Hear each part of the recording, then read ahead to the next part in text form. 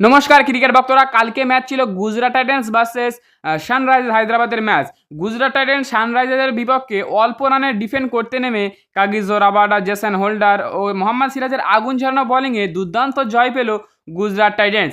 কাগিজো Rabada বল হাতে মাত্র 28 রানের বিনিময়ে 3টে উইকেট নিয়ে গুজরাট টাইটান্সকে জেতান কাগিজো রাবাডা।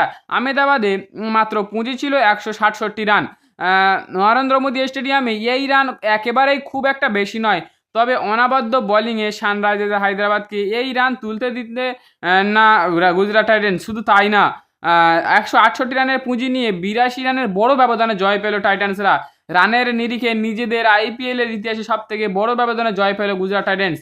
এই জয়ের সুবাদে আইপিএল 2026-এ প্লে অফের পৌঁছানোর দোরগোড়ায় চলে গেল টাইটান্সরা। সেই জন্য টাইটান্সের দুরন্ত বোলিং, বল হাতে কাগিজো রাবাডা ও জেসন হোল্ডার 3টি করে উইকেট নিয়ে দলকে জেতালেন।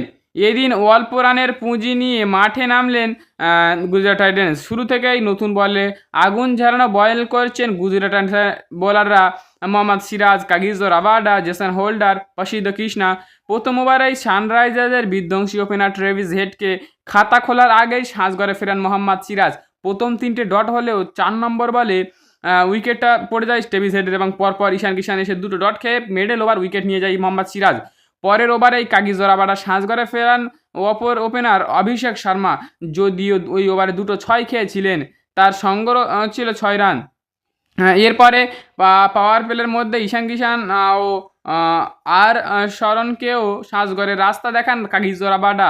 দুই বাঁহাতি ব্যাটার সংগ্রহ যথাক্রমে 11 ও 9 রান। টাইটান্স যেখানে পাওয়ার প্লেতে 34 রানে 2 উইকেট হারিয়েছিল, সেখানে সানরাইজার্স একই রানে 4 উইকেট। তবে রাবাডার নতুন বলের আগ্রাসী স্পেলে ব্যাকফুটে চলে গেলেও সানরাইজার্সের সমর্থকরা এখনও আশা হারায়নি, কারণ তখন ক্রিজে উপস্থিত ছিলেন হেনরিক ক্লাসেন। চলতি মরশুমে ধারাবাহিকতা ক্লাসেন রান করে গিয়েছে, দলের হয়ে একের পর এক গুরুত্বপূর্ণ ইনিংস খেলেছেন। অরেঞ্জ আর্মি আশা করছিল এদিন তেমনই কিছু হবে, তবে তা হলো কই। শুরুতেই যেখানে রাবাডার হাতে বল আগুন ঝরছে মিডিল অর্ডার, সেখানে জেসন হোল্ডারের কফিনে পেরেক পোতেন। তিনি ক্লাসেনকে 14, নীতিশ কুমার রেড্ডিকে 2 এবং শিবাং কুমারকে 4 রানে আউট করেন।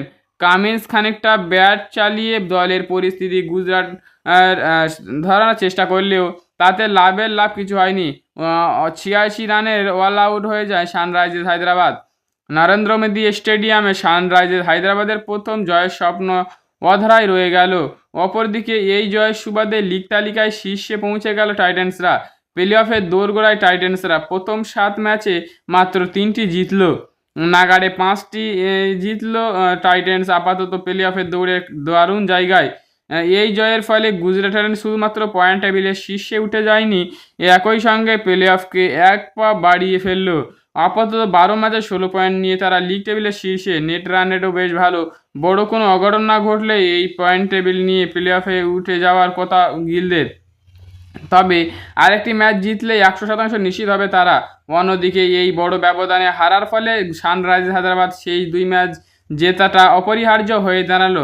কালকে ম্যাচে টার্নিং পয়েন্ট ছিল মোহাম্মদ সিরাজ এবং কাগিসো রাবাডা। গুজরাটের হয়ে মোহাম্মদ সিরাজ প্রথম ওভার আগুন জ্বালানো বল করেন, প্রথম 3টে বল ডট করেন, তার পরের বলে উইকেট নেন, আবার 2টো ডট করেন। প্রথম ওভারে মিডল ওভারে ট্রেভিস হেডের মতো একটা বিধ্বংসী ব্যাটসম্যানকে নিয়ে নেন। তার পরের ওভারে আসে কাগিজো রাবাডার প্রথম বলে থেকেই 6 মেরে খাতা খোলেন অভিষেক শর্মা। তারপরে 2টো ডট খেলেও 3 নম্বর থেকে 4 নম্বর বলে উইকেট পড়ে যায় অভিষেক শর্মা। ওখানে ম্যাচটা একটু স্লো হয়ে গেছিলো। তারপরে ঈশান কিষান এসে হাল ধরার চেষ্টা করেছিল, কিন্তু কাগিজো রাবাডা থামার নয়, তার জোরে 153 গতির বল দিয়ে ঈশান কিষানকে নিয়ে নেয়। তারপরে হেনরিক ক্লাসেন সবাই আসেন, সবাই চলে যায়। সব থেকে কালকের ভালো খেলে পারফরমেন্স করেছে মোহাম্মদ সিরাজ এবং কাগিজো রাবাডা। হোল্ডারকেও ভাই বাদ দেওয়া যায় না, হোল্ডারও খুব সুন্দর পারফরমেন্স দিয়েছে, প্রসিদ্ধ কৃষ্ণ ভালো পারফরমেন্স দিয়েছে। আর ব্যাটিংয়ে ভাই সুন্দর যা পারফরমেন্স, ম্যাচ উইনিং পারি অসীম টান সুন্দর ভাই, নাহলে এই রান 140 থেকে 45 হতো।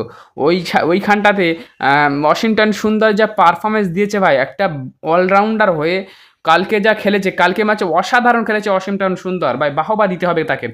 সাই সুদর্শন খেলেছে কিন্তু অতটা ভালো খেলেনি যতটা অসীম সুন্দরের খেলেছিল, কারণ তো লাস্টের দিকে ইয়ারকার করছিল, ইয়ারকারেও 6 মারার ক্ষমতা আছে অসীম সুন্দরের। তো এই ছিল ভিডিওটা, আশা করি ভালো লেগেছে। যদি ভালো লাগে একটা লাইক আর সাবস্ক্রাইব করে দাও। আর তুমি কোন টিমের জন্য আইপিএল দেখো অবশ্যই কমেন্টে জানাবে।